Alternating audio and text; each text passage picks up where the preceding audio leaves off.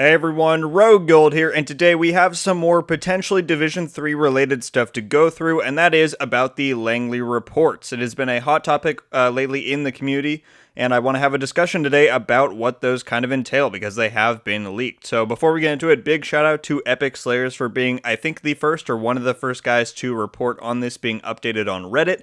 Basically, the guy who did the leaks way back in the TO10 PTS is the one who has now released this information, and I believe Epic was the first one to kind of pick up on it and make a video on it, so thanks for doing that, man. And I'm not trying to steal credit and say that I found this. I simply want to give my thoughts on it because, like I said, I think it could be very relevant towards the Division 3. So a link to both Epic's video and the Reddit post that has all this information will be in the description below. Before we continue, let me give a bit of a background about what the Langley Reports are if you have not been following the kind of story on them. So basically, they're a new set of collectibles that was added to our, library of collectibles back when TU12 dropped. Now, the thing is, there's no description on them, obviously, when you click on them, none of them have been found. There's no place currently that anyone has found in the game where you can go and collect these files. And so up until the last few days, people were having some pretty heavy speculation about where we were going to find these, what they might entail, and all that stuff. Langley, if you don't know, I don't know the full background, but it's basically a connection to the CIA,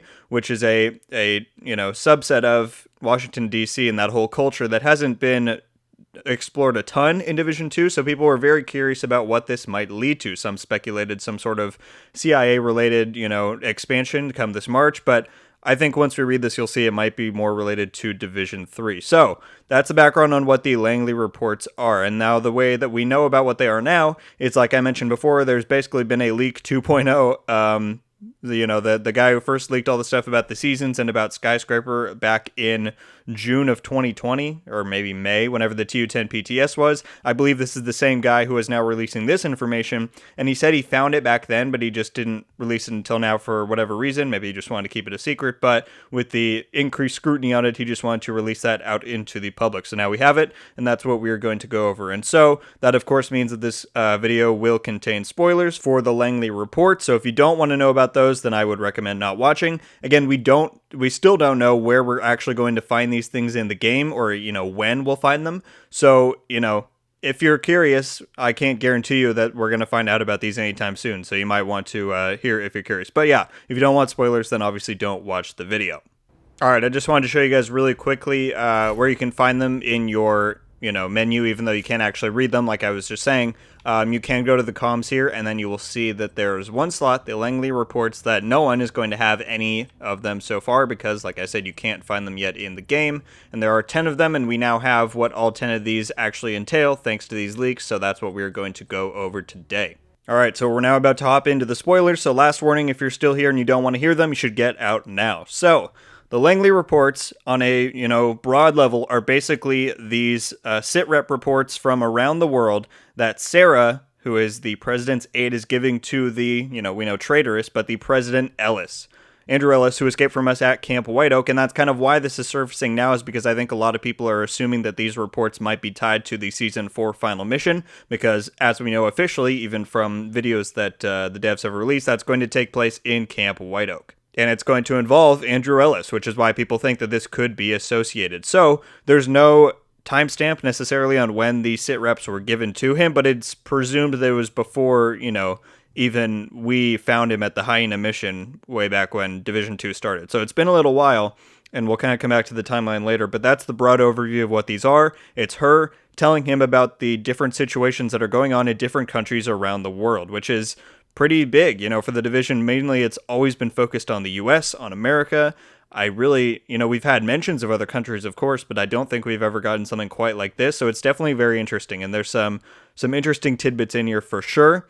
So what I want to do now is to go into those leaks themselves, and again, the link for this whole thread will be in the description if you want to go read all of them for yourself. Like I showed, there's 10 of them, but there are 2 that I want to focus on specifically, because those 2 are the ones that I think could be relevant to a potential Division 3, and those are the sit-rep reports for Europe and Canada. Let's start with Europe. I'm going to go on here, and I'm going to read what the comms are, apparently going to say for the Europe one, and then we're going to talk about that right after. All right, so this one is titled Post Green Poison EU Situation. It starts off with Sarah saying, Status update, official report from the EU. Despite political paralysis and committing people to quarantine, many European countries have weathered the outbreak well. Healthcare systems manage treatments, and they've shown high rate of success at treating the symptoms. And then Ellis responds by saying, sounds like a load of socialist bullshit. And she says, the numbers don't lie, sir. That said, the collapse of the trading partners has significantly impacted the urban centers with service economies. All right, so as you can tell, that's pretty big. What we learned there was that a lot of the EU, which, if you don't know, is basically Europe, places like the UK and France and Germany and all those types of places, haven't been hit, it sounds like nearly as hard as America has by the green poison and the apocalypse, basically, the pandemic. And that's pretty interesting because a lot of people have speculated for a long time that a potential Division 3 or some other future division entry could take place overseas, and Europe is a very likely location just because it's so similar to America. And so I think that that's pretty major news to have them add in that it seems like Europe hasn't been nearly as heavily affected as the U.S. What could this mean?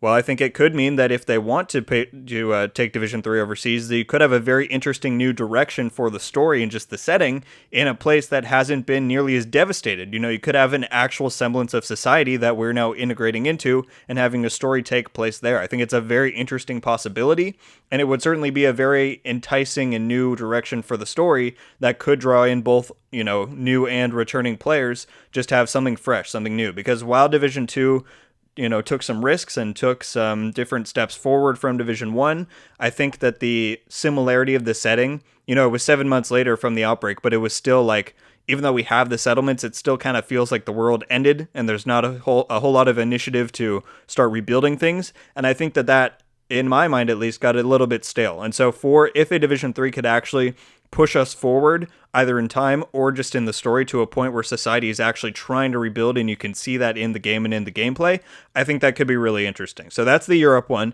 but the other one I want to talk about is Canada. I'm going to go there, again, link in the description. I'm going to read the Canada report, and then let's talk about that one. All right, so this one is called Post Green Poison Canada Situation. Sarah says, status update, synced with the Canadian intelligence. Major urban areas are decimated, and Canada's National Emergency Strategic Stockpile has been activated. Most of the western half of the country has dodged the worst of it. Rural BC, and then the guy notes, British Columbia, is mostly unscathed. Ella says, I'm sensing a theme here, Sarah. I live out BFE, which note bacterial filtration efficiency. You are probably fine. She says, yes, sir, that seems to be correct. He chuckles, those sons of bitch preppers ain't gonna let anyone live this down. And she says, that's the least of our concerns, sir. Again, very interesting. The reason why that this one is most interesting to me is because first it notes that major urban areas were decimated. Most notably in my mind, that comes to Toronto. That's right, if my geography is correct, that should be right above near New York. So kind of that same area that we've been living in for the last, 5 years of us playing the Division, that got pretty much the same fate as a lot of these cities that we've seen in America, which would make sense because it's so close. But it then notes that British Columbia, which is on the west coast of Canada, namely Vancouver, BC, seems to be kind of unscathed, and it kind of dodged the worst of the outbreak, and it sounds like a lot of the decimation of infrastructure. And why I think that's really important is that, people have talked about having that breath of fresh air and going to a new country. People have said overseas, but Canada is one that I never really considered as a place we might go. And why that's even more interesting is that one of the finalist locations for Division 2 that the devs didn't end up going with, but it came down to the final 3, was Seattle, Washington, which is very, very close to Vancouver, BC. It's not that far, only, maybe 200 miles. So I think it's interesting for them to add that detail in. If we see a Division 3, now that I think about it, I think it could be a very interesting location for them to go to a, rather unaffected Vancouver, BC, and see kind of what the situation is going there. Maybe, and again, spoilers for Season 4, but if we are on the run, Vancouver and Canada in general would be a very logical place to go. You try to get across the border, try and get some safety from, whoever's hunting us down. And Vancouver, if it's unaffected, could be a very realistic place for us to try and seek shelter. So I think that's really interesting. And again, I just think it's a very interesting detail for them to put in. And it's something that I wanted to cover for sure. So those are the two big ones that I wanted to go over in this video. It's not like any of the remaining 8 are uninteresting. They're certainly very interesting to read about. They talk about places like like Mexico, Africa, Russia, but it wasn't that any of those necessarily have the same sort of story implications that these two did, that Canada and Europe did, and I don't think they're necessarily as relevant to the future of the franchise as those may end up being.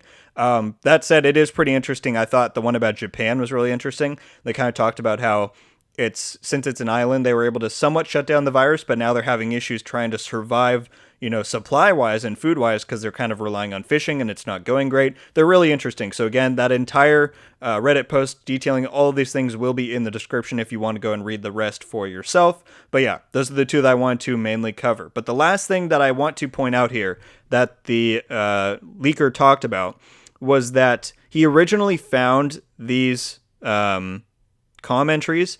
If he's recalling correctly, he says he thinks he found them back when they first added the Camp White Oak and the Manning National Zoo mission. Now, what does that mean? It means that if his memory is correct, then they would have had to plan these out a very long time ago, and it wouldn't have been that long after Division 2 released, right? If they had them ready to go then, that's probably when those voice actors recorded that, because we have heard Sarah in other comms that were released, since launch, basically. So as for if this has actual relevance toward Division 3, I think it very well could, but that would also mean that part of my other theory that I've put forward before would have to be true, that they started working on the Division 3 in a very similar timeline to Division 2, a week after launch. But hey, if they were going to make a Division 3 from the start, then it's very likely that they had it all mapped out, at least the bones of it, before Division 2 even came out. So I think it's very likely that they could have planned ahead and then, recorded these then. Now, as for why they have now chosen to wait to release them for almost 2 years after the game launched, I don't know. I think it is very possible that we could see that being part of the Faye mission on February 9th. And that then we could be collecting this as we go through, because it is related to the president.